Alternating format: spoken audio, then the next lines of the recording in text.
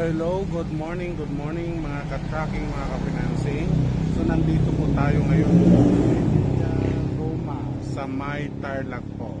Ito po ay isa sa mga kliyente po natin na masasabi po natin na VIP. Nandito po tayo ngayon sa kanilang lugar, sa kanilang parang restaurant. Ipapakita ko po sa inyo mamaya yung buong yung buong restaurant mamaya. So nagki-cater din po sila dito ng mga occasion po like birthday, wedding, any occasions po pwede po dito ganapin. Pwede po magamit yung place nila sa murang halaga po. Ayan po, napakaganda po. Mamaya ipapakita ko po sa inyo yung kanilang yung loob ng restaurant po, ipapakita ko po sa inyo mamaya. So pag dito nyo po ginanap yung mga okasyon po ay social po. So antabayanan nyo po, ipapakita ko po sa inyo isa-isa po. Bar po nila. Napakaganda. Lahat ng gamit nila dito galing sa ibang bansa. Pag pumunta po kayo dito, ma-amaze po kayo sa mga gamit. Tingnan nyo naman po yan, oh. Ayan. Lahat ng gamit dito nila na ginagamit sa okasyon ay mga galing mismo sa ibang bansa. Kaya nakaka-amaze. Na-amaze ako sa mga gamit nila dito. Ayan po. Tingnan nyo po yan. Oh. Pero ongoing pa rin yung yung paggawa. Lalo nilang pinapaganda.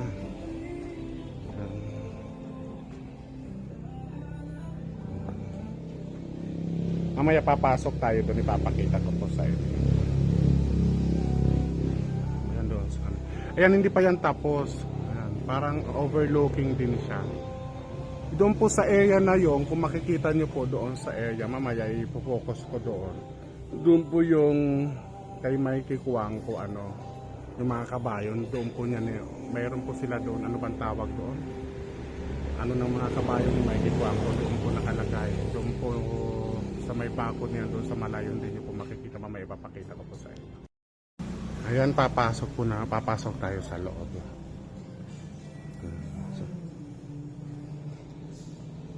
Ito na po yung unang punta ko po dito, hindi pa ito ganito.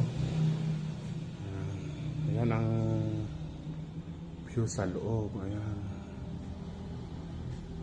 Tingnan nyo mo yung mga gamit nila, oh. Ayan.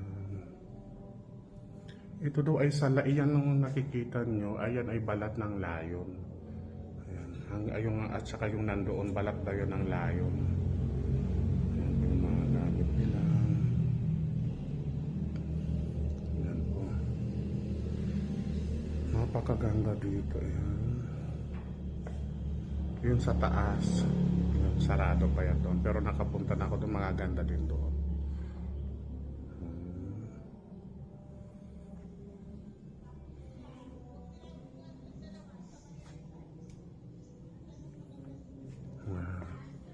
Ito yung view sa harapan ng building ngayon po.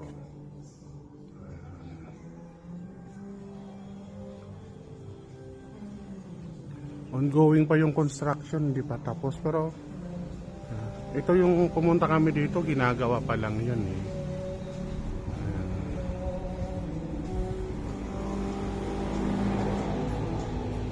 Hanggang yung sinasabi ko po yung ni Mikey Kuwang ko, doon po yun. Doon po yun. Ayan. Doon po yun kay Mikey. Yung mga kabayo ni Mikey Kuwang ko, doon po yun.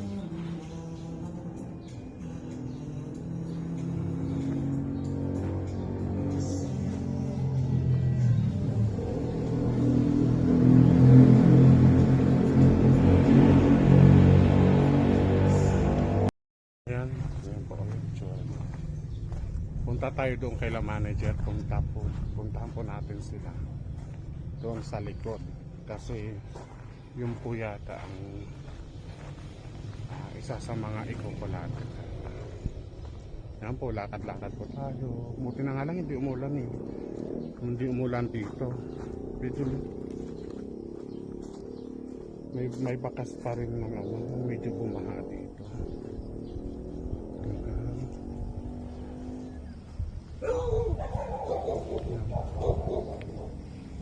Lakad-lakad. Sundan natin sila manager. Saka yung si ay nandun po sila.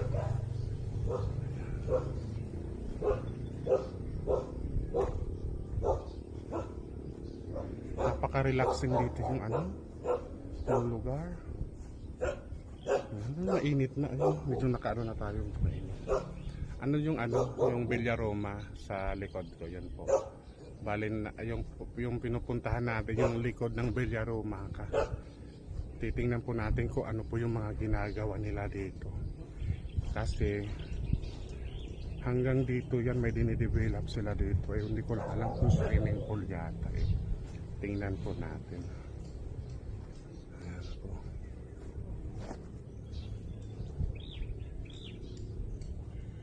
Ayan, may building pa na kinoconstruct.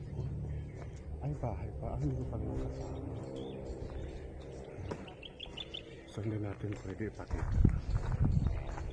Ayan yung ginagawa nila. Swimming pool yata yan eh.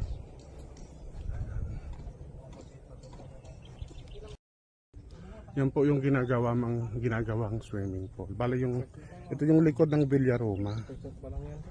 So, ayan. Swimming pool yan, may slide yata din sila na ilalagay. So hanggang dito yung property nila. Ayan po yung nakikita nyo po doon, yun po yung sinasabi ko po kanina, yung kay Mikey Cuangco. Ayan po yung pag pinuntahan nyo po doon, makikita nyo po yung mga kabayo ni Mikey Cuangco. Pero medyo malayo na. Trespassing na po tayo kaya hindi na po tayo pupunta doon. So ayan po yung sa gilid po ng Villaroma, para kang nasa probinsya. Ayan, napakaganda ng view. Ayan po, ayan yung mga gumagawa ng swimming pool nandoon po. Babalik ulit tayo dito paggawa na itong pool. So hanggang dito yung development, hanggang dito yung kanilang plano na maglagay ng mga swimming pool. Ayan. Pahaba yung property nila. Balik na tayo doon sa location. Nandoon na sila manager na una na. So, nandito nagpahuli ako kasi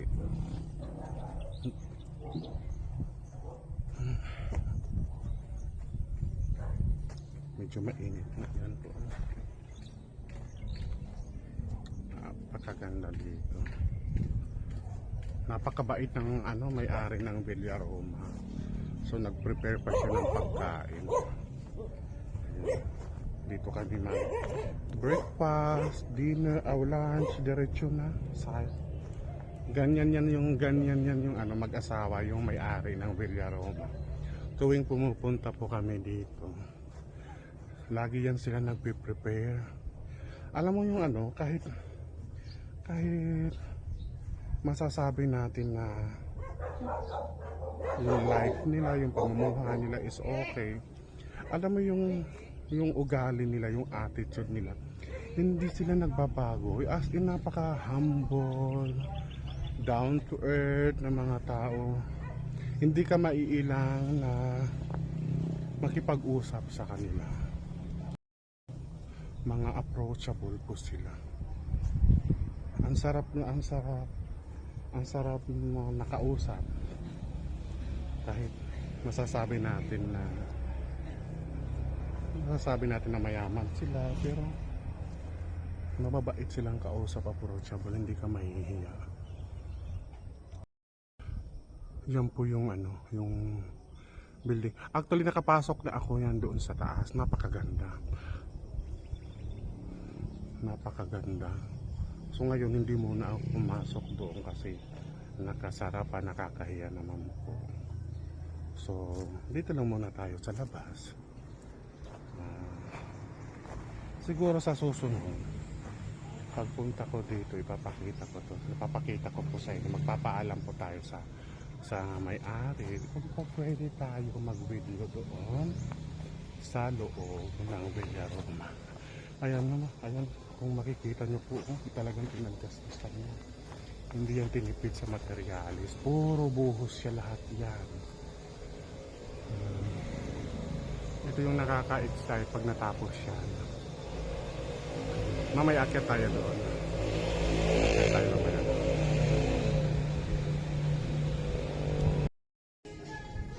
Akyat tayo sa taas. Dito tayo sasayaw sa taas.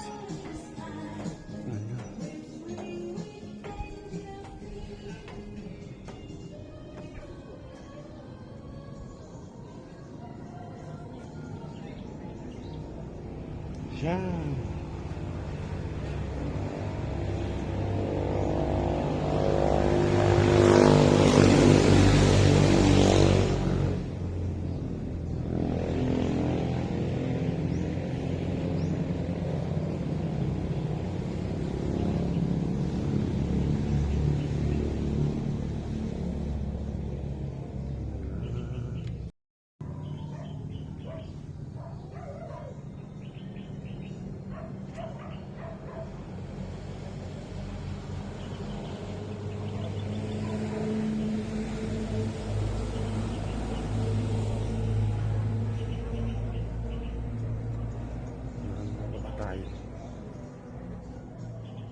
Nandun sila sa baba. Wala pa sila. Wala sila naghuhugas. Naghuhugas sila ng sapatos kasi pumunta sila doon, maputik. Ay hindi ako pumunta doon sa malayo.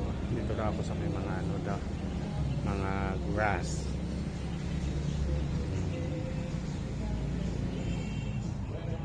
Ano sasakyan na. Baba na tayo kasi kakain na yata.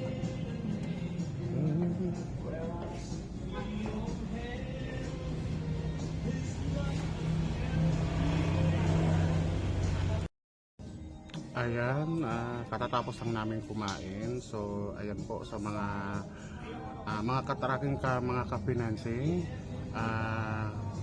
Dito ito sa Tarlac na area. Kung gusto nyo po, dito i-celebrate yung any occasions po, tumatanggap po sila. Tarlac area po ito. Gusto nyo po, pwede po kayo mag-PM sa akin or i-PM nyo po ako para maibigay ko po at matawagan po kayo mismo yung may-ari ditong Villaroma. Napakabait po. Maganda pang location dito. At sila din ang nag-serve ng food. Maganda yung masasarap yung mga food po nila dito.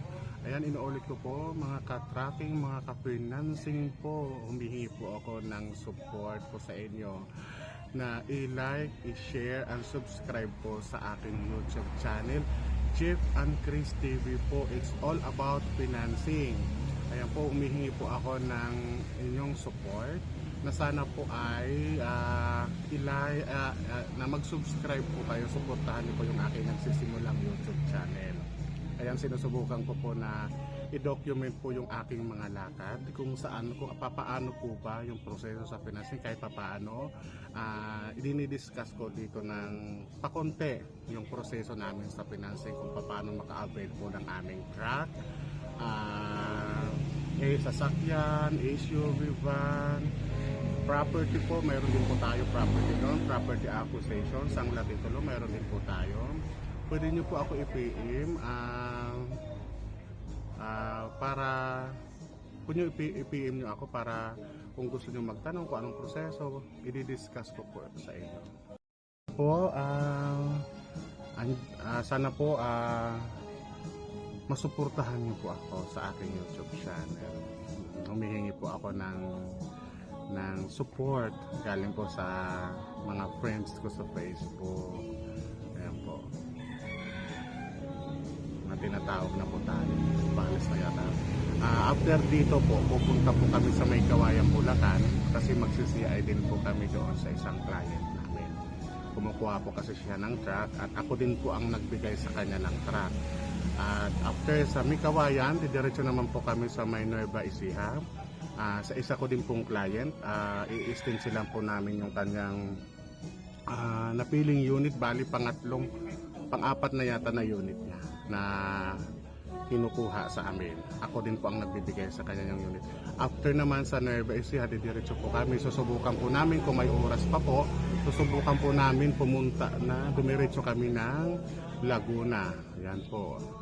Kasi yung aming client doon na-approve na po siya. Kaso nga lang yung unit na prenoseso namin is na-ibenta na. So ngayon, naghanap siya ulit ng truck para change unit po.